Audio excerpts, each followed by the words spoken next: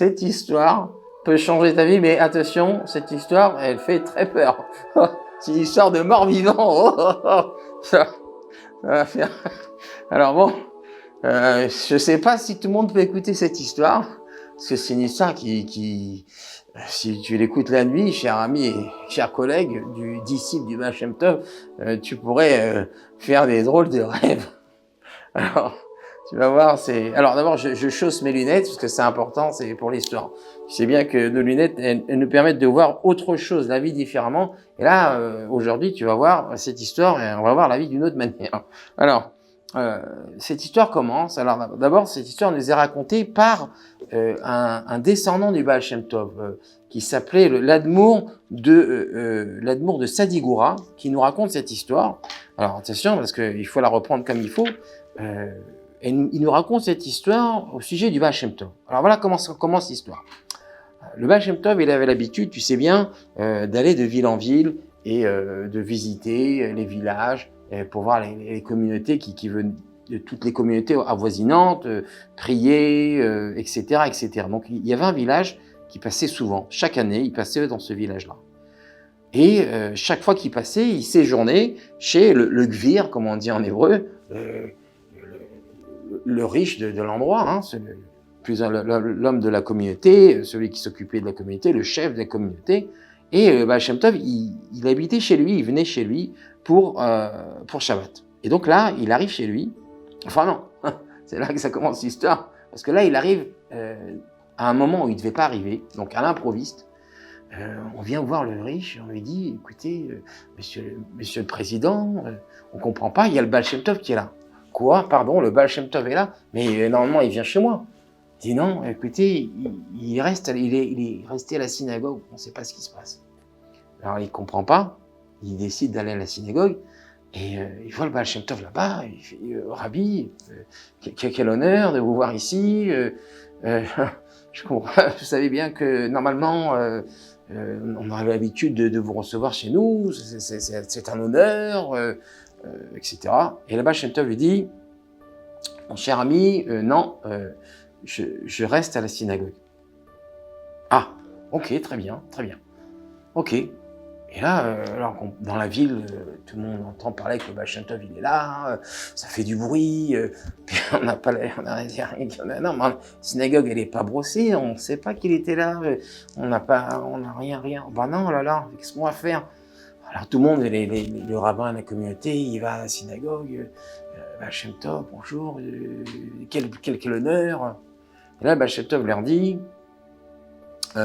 vite, venez, priez. Et après la prière, on va faire des psaumes. Alors, en général, quand le Baal Shem Tov il vient au hasard, ça c'est déjà c'est douteux. Ensuite, quand le Baal Shem Tov il vous dit qu'on va faire des psaumes, là, ça cache quelque chose. Et là, le rabbin, tout de suite, dans sa tête, il y a une sonnette d'alarme. Attention, si le Baal Shem Tov il nous dit que toute la ville doit se rassembler, parce que le Baal Shem Tov il leur dit, rassemble toute la ville et vous devez venir à la synagogue pour faire des psaumes. Et là, il dit, mais la prière, oui, après la prière, des psaumes. Ah bon, d'accord. Normalement, après la prière, on va manger le couscous. Non, d'accord. Bah, écoutez, Rabbi, oui, bien sûr. Alors, on va... D'accord. Alors bon, chacun il va à la maison, il avertit sa femme, le Baal Shem Tov est là, je ne serai pas là pour manger, enfin, on va pas manger tout de suite, tout le monde doit venir à la synagogue pour prier. Et là, tout le monde est inquiet quand même, c'est la grosse inquiétude. Moi, je rigole, mais eux, ils rigolent pas.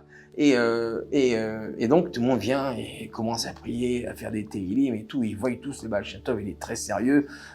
On comprend pas ce qui se passe. Qu'est-ce qui se passe et tout? Je sais pas, je comprends pas. Personne n'est au courant. Demande au président, tout le monde se fait des coudes. Personne ne sait ce qui se passe. Et après, donc, on termine la prière. Les psaumes, 5 minutes. Bon, 5 minutes. 5 minutes, non. Baal Shem Tov, il continue. 10 minutes, 1 heure. Et là, les enfants, papa, moi, j'ai faim, je veux manger. Ah non, mon fils, attends, il faut lire des téhilim. Oh, mais moi, je veux manger, j'ai faim. Ah, mais moi aussi, j'ai faim. Et non, le Baal Shem Tov, il a dit qu'il faut, on mange pas. Oh, alors là, 1 heure, 2 heures, 3 heures. Ah, et du monde, les gens, ils sont là, ils dorment presque. Réveille-toi, le bâtard. Au bout de 3 heures, presque il est minuit, Shem Tov, il s'arrête. Et là, tout le monde, les gens, ils sont là. Oui. Et là, Shem Tov leur dit, rentrez chez vous. Ah, oui, Rabbi. Enfin. Et oui, bien sûr, oui, Rabbi. Et il rentre et leur dit, non, attendez, vous rentrez manger et vous revenez. Ah bon, d'accord. Oui, on revient. Tout le monde, oui, tout le monde revient. Tout le monde revient pour continuer les psaumes. Oh là, voilà, Jacob, c'est très grave. On mange pas ce soir, on va manger, mais on revient tout de suite. Et donc, tout le monde rentre à la maison. Les femmes, comprennent pas. Attends, on a fait à manger, le couscous, il a brûlé presque. Qu'est-ce que c'est? Mais non, chérie, tu comprends pas. C'est Baal Shem Tov, il faut qu'on retourne après. Tu retournes après, mais on dort pas aujourd'hui. Non, écoute, le rabbi l'a dit, on écoute. Et donc, ils sont là, et toute la nuit, tout le monde prie. Tout le monde sérieux. C'est solennel, c'est très très dur. C'est Kippour, c'est pas possible. Et jusqu'au petit matin, donc toute la nuit, et il y en a qui s'endorment.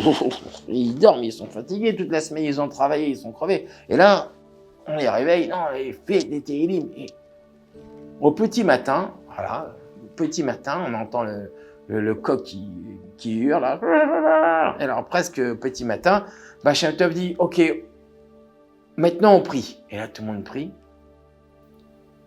Et une fois qu'ils ont prié, Shem Tov se tourne vers le riche et lui dit, maintenant, on peut aller manger chez toi. Et là, il dit, oui, bien sûr, Rabbi, bien sûr, allons-y. Et donc, ils arrivent chez lui. Et là, tout d'un coup, alors, on sent un changement. On comprend rien, on ne sait pas ce qui se passe. Qu'est-ce qui se passe? On ne sait pas. Et tout d'un coup, Shem Tov fait kidouche et on sent qu'il est plus joyeux et tout. Il y a un demi-sourire alors qu'il est toute la nuit à prier. Et là, tout d'un coup, tape à la porte. Là, les gens, qu'est-ce qui se passe? Mais pas possible, qui est là? Allez voir ce qui se passe. Et là, d'un coup, il y a un goy qui arrive. Là, il rentre. Et là, tout de suite, on le fait rentrer. Et il arrive. Et Shem Tov lui dit, donnez-lui à boire. Et là, il sert à boire. Et là, il est là.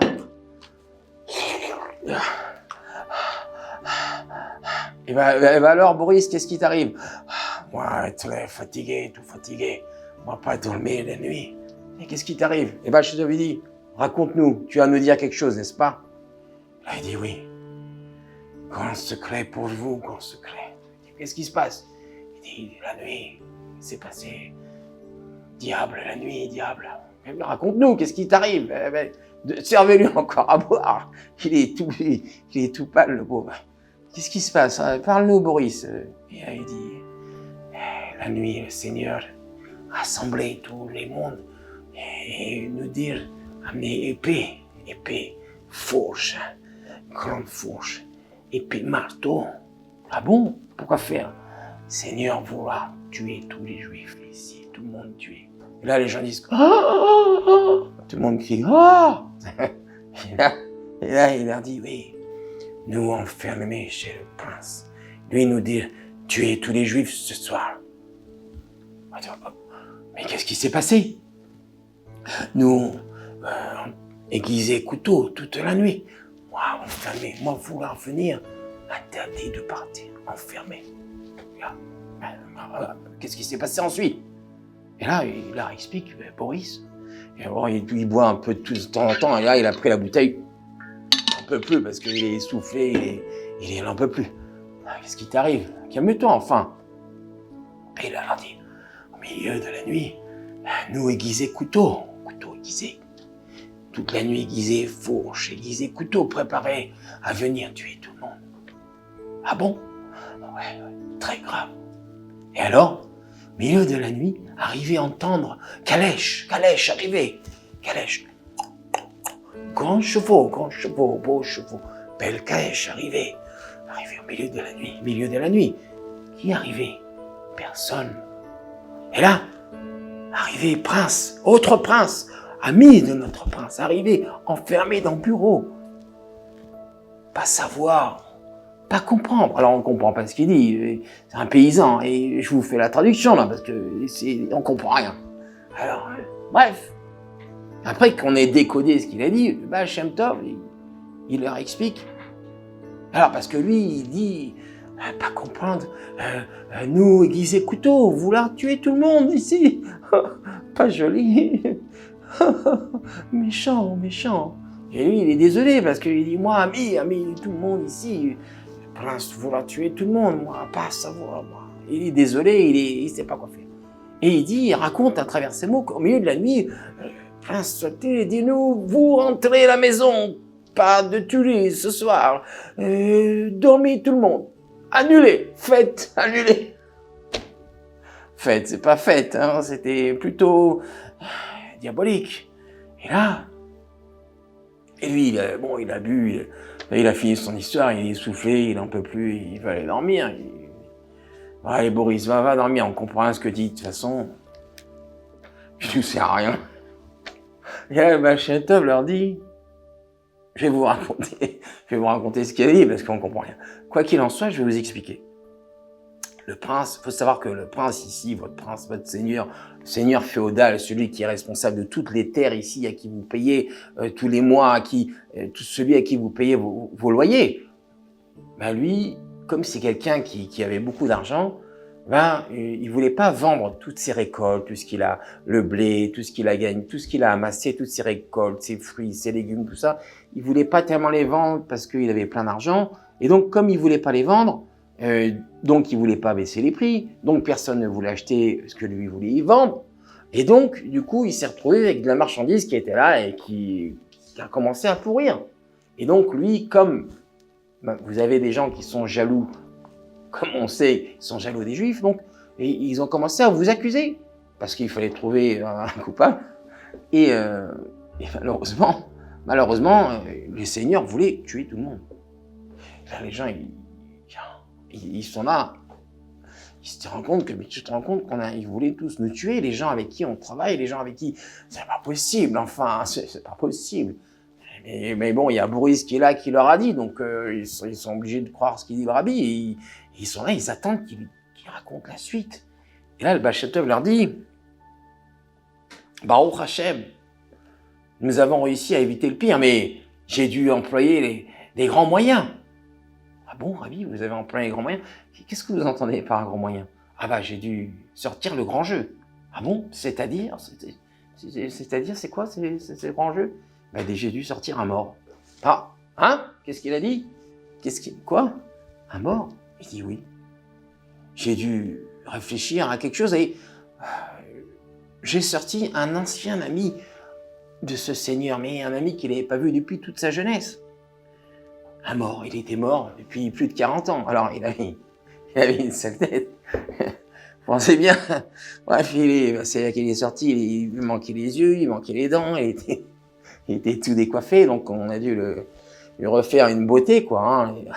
Accrocher les yeux, lui faire un petit peu de maquillage, parce que c'est vrai que bon, il était mort depuis quand même 40 ans. Et alors je vous ai dit, c'est une histoire qui elle donne des frissons. Oh, j'ai froid, vu que je pense à ça, j'ai froid. Et là, le prince, c'est vrai que le prince, alors là, maintenant que vous connaissez un peu l'histoire, voilà comment ça se passe. Baal Shem Tov le raconte, le prince, il était là, en train de préparer, de tuer tout le monde, quoi. C'était une horrible chose. Et là, d'un coup, arrive son ami qu'il n'a pas vu depuis longtemps. Et il arrive, il tape à la porte. Et qui est là? Enfin, qui est là? Tu sais bien qui est là? Ton ami d'enfance. C'est qui ça? Robert? Il dit, bien sûr, Robert, enfin, qu'est-ce que tu crois? Mais ouvre la porte, enfin donc. Tu te rends compte que tu me fais attendre dehors? Attends, je suis venu exprès te voir par là, je passais par là, j'ai dit, je vais aller voir mon pote et tout. Et toi, tu me laisses dehors? Alors, ouvre la porte. Il dit, bon, c'est pas possible, je t'ai pas vu depuis 40 ans. Et là, il ouvre et il voit son copain Robert. Alors, c'est vrai qu'il était un peu mal. Évidemment, il était sous terre depuis 40 ans, Alors, parce que c'est bien je vous ai dit, il a fallu faire du ravalement, il a dû le maquiller, lui maquiller les yeux, lui maquiller, lui coller un peu les dents, et les yeux, ils tombaient, les sourcils, il a fallu lui parce qu'au début il était comme ça, il s'est levé, alors bon, et là il le voit, ah ben Robert, bah dis donc, bah, alors il l'enlace, alors j'imagine la scène, hein, parce que bon, mais c'est vrai qu'il a dû être un peu froid quand il a enlacé, et puis il avait une petite odeur de fraîcheur de terre. Il a dû lui dire sûrement, mais tu sens la terre. Là, Robert a dû dire, oui, en ce moment, on fait des travaux dans la mine, c'est pour ça. Non, alors, il lui dit pas, on ne sait pas ce qu'il lui dit, mais seule chose qu'il lui dit, c'est, qu'est-ce que tu viens ici nous faire, Robert? Enfin, on t'a pas vu depuis 40 ans. Et là, Robert lui dit, enfin, Baal Shem Tov, à travers ce fameux ami d'enfance, il lui dit, bah écoute, je passais par là, je me suis dit, je vais voir mon ami et on va parler un peu, ça fait longtemps que je t'ai pas vu. Et là, il dit oui, en effet. Et là, Robert lui dit, mais dis-moi, je suis rentré là chez toi, là, bon, improviste, hein, mais je voulais te faire la surprise. Là, j'ai vu rentrer, il y avait du monde dehors armé, là, qu'est-ce qui se passe? Tu fais quoi, là? Qu'est-ce qui se passe? Alors là, le prince, le seigneur lui dit, bah écoute, tu sais quoi, j'ai décidé de me débarrasser de tous les juifs. Quoi? Bah oui, enfin, écoute, à cause d'eux, je vends pas, j'en ai marre d'eux, ils me servent à rien. Et là, Robert le regarde, bah, quoi? Bon, alors là, franchement, je te comprends pas. Tu veux tuer tous les juifs, mais tu plaisantes, mais tu vas tuer la poule aux œufs d'or. Il dit, ah bon, pourquoi? Bah, il dit, enfin, je pensais quand même que j'étais un garçon intelligent. Il dit, ah bon, pourquoi? Qu'est-ce qui se passe? Bah, il dit, écoute, moi, chez moi, les juifs, dans ma contrée à moi, c'est mes meilleurs clients. Je leur donne tout ce que j'ai, tous mes invendus, je leur donne. Ils me vendent tout. Et moi, ils travaillent, c'est des commerçants de fous. Et tu rigoles, j'ai fait des millions avec eux, des millions. Et toi, tu veux les tuer? Mon pauvre, mais t'es complètement à côté de la plaque. Qu'est-ce qui t'arrive? Tu devrais prendre un peu des vitamines le matin. Je sais pas, fais quelque chose. Tu m'as l'air, je sais pas, pas possible là. Et là, tu réfléchis. Ah, il dit, mais ah bon, tu crois? Mais il dit, bien sûr, enfin. Là, tous tes invendus, je suis sûr, moi, tu leur donnes, ils vont tout te vendre. Donne-leur demain. Bon, aujourd'hui, tu peux pas parce qu'aujourd'hui, ils répondent pas au téléphone. Mais demain, parce que c'est Shabbat, donc moi je connais tout maintenant, ce sont mes amis, on travaille ensemble et ils me font faire des affaires de fou, ils ont des connexions partout. Tu rigoles. Et là, il dit, ah bon? Ah, j'avais pas pensé à ça. Il dit, mais oui, enfin, si je te le dis, demain matin, à l'Asbar, demain matin, tu vas voir, tu les convoques, tu leur donnes tous tes invendus, ils vont tout te vendre. Et là, il regarde, ah bon, tu crois? Il dit, mais bien sûr. Mais bien sûr. Alors tu sais, il a son costume, enfin il est un peu, il a un petit verre de terre qui sort. Parce que c'est vrai qu'il était en dessous. Et quoi qu'il en soit, ils se disent bonjour, enfin ils se disent au revoir. Oh là là, quel plaisir de te voir. Bah tu sais quoi, tu m'as bien sauvé, Robert. Je sais pas comment t'es venu ici après toutes ces années. Mais c'est vrai que je dois dire franchement que bah attends, tu sais quoi, je vais sortir 2 secondes parce que là ils m'attendent tous pour aller faire tuer, mais en vérité t'as raison, je sais pas, j'ai pas bien réfléchi, j'ai 2-3 conseillers à mon avis, il faut que je les bazarde, mais je vais aller tout de suite leur dire qu'ils rentrent chez eux, c'est pas la peine, on va pas tuer les commerçants, t'as raison, c'est n'importe quoi. Et là il sort, il dit aux gens, bon allez, vous savez quoi, la fête est annulée, non, en fin de compte on tue personne. Et là les gens, oh non, on tue personne. Et donc on est rentré et donc l'histoire se termine comme ça. Alors et là les gens ils comprennent pourquoi ils ont fait des télim toute la nuit. Et alors l'histoire se termine pas comme ça parce que ce tzaddik de Sadigoura, donc le fils du rouginaire, du tzaddik de Rougine, qui est lui-même descendant du Baal Shem Tov, il se tourne vers son frère quand il raconte cette histoire. Alors son frère, c'était aussi un tzaddik, le tzaddik de Ousiatine, hein, s'il vous plaît, vous connaissez sûrement. Et il se tourne vers son frère et il lui pose une question. Il dit comme ça, il dit, mon frère, j'ai une question pour toi. Et son frère, il dit, écoute, parce que c'est pas une question, c'est une question qui a la réponse. pourquoi le Baal Shem Tov, il avait besoin de venir là-bas. Non, pourquoi? Si le Baal Shem Tov, il pouvait les sauver, alors il aurait pu rester chez lui et prier de chez lui. Pourquoi il fallait qu'ils viennent et qu'ils soient avec eux là-bas? C'est vrai que c'est une question, une bonne question, parce que dans beaucoup d'histoires, on ne voit pas que le Baal Shem Tov il se déplace dans des villages pour les sauver. Bon, beaucoup d'histoires, le Baal Shem Tov il reste chez lui, et de chez lui il prie, de chez lui il enlève des grands décrets, des décrets qui sont énormes. Et là, dans cette histoire, c'est vrai que le Baal Shem Tov il va avec, non, il reste avec eux toute la nuit, etc. Et là, donc là, il pose la question à son frère, ça dit de Ousiatin. Pourquoi, à ton avis, le rabbi, il est resté là? Je fais un peu l'accent pour connaissiez un petit peu. Et pourquoi il est resté là-bas? Alors, il répond tout de suite. Il dit, je vais t'expliquer pourquoi. Parce que le Baal Shem Tov, il a dit, si j'arrive à les sauver, très bien. Mais si j'arrive pas à les sauver, alors je veux être avec eux pendant ces moments-là. Comme ça, il a expliqué le rabbi de Tzadigoura. C'est-à-dire que pour lui, le Baal Shem Tov, il avait une telle avat Israël pour le peuple juif que même dans leur souffrance, il voulait être aussi avec eux.